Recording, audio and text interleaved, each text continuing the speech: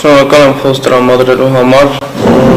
նշան, որ ամեն բան լավ էր, լավացություն կար, բայց ոչ թե նրանց, որ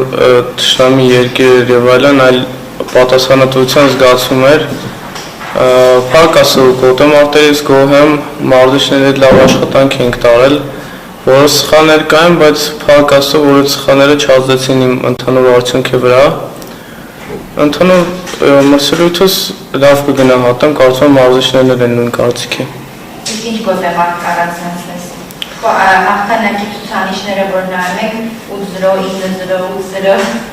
8-0։ Դե այդ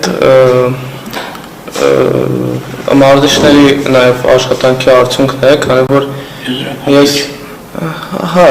հիմա կանադառնամ դրան։ Կարող մարզիչներն են ինձ ասում եւ ուղղություն ցույց տալիս ինչ անեմ, որպեսզի նման արդյունք ցույց տամ, բայց եզրափակի չեք առանձնացնել նրանով, քանի որ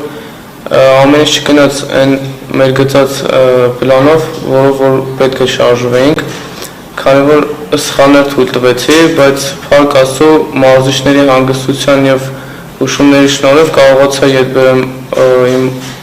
հաղթանակը եւ հասնեմ լավ արդյունքի։ Սակո երկրորդ ոսկե մեդալն։ Այո։ Սովորաբար մարզիկները նշում են, որ ավելի հեշտ է արդյունքի հասնելը հաղթերը, քան այդ հաղթանակը պահելը։ Այս մրցաշարում այդ դժվարությունը զգացել ես։ Միանշանակ ճիշտ են բոլորը ասում։ Իհարկե ավելի դժվար է նույն մակարդակին մնալը, քանի որ եթե անցյալ տարի մի քանի հոգի էին աշխատում ինձ վրա, այս տարի բոլորն էին աշխատում ինձ հաղթելու համար։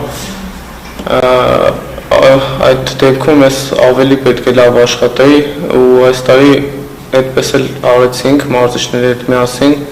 փորձեցինք ավելի լավ պատրաստվել,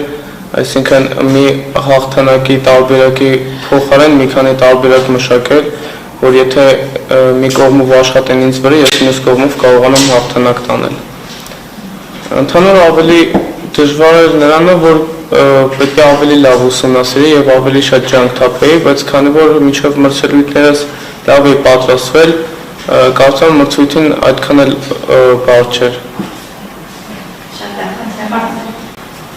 Մինչև եզրափակիչը ջանս բոլորի հաղթում էր առանց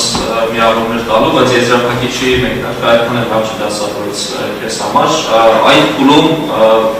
որքանով էր լավ քեզ համար վերադառնալը եւ այդ երկու միավորոնց գրողը կատարելը մրցակցին կառավարելը եւ ինչ է քեզ այդ բանի մոտիվացրեց, հապեցրեց, որ վերադառնաս գոտեմարկ։ Դե քանի որ գոտեմարքը եզրափակիչում էր,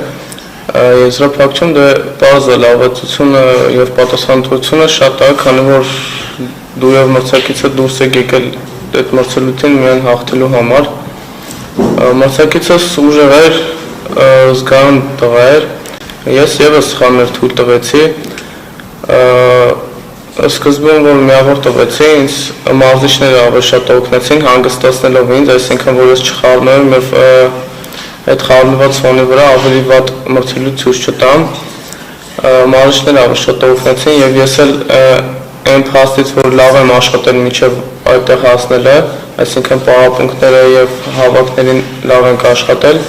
վստահ եմ որ հնարավորություն ունեմ ետ բերելու, չխառնվեցի իրար եւ փառք Աստծո կարողացա մոտիվանամ եւ հետ վերադառնամ։ Ջանես,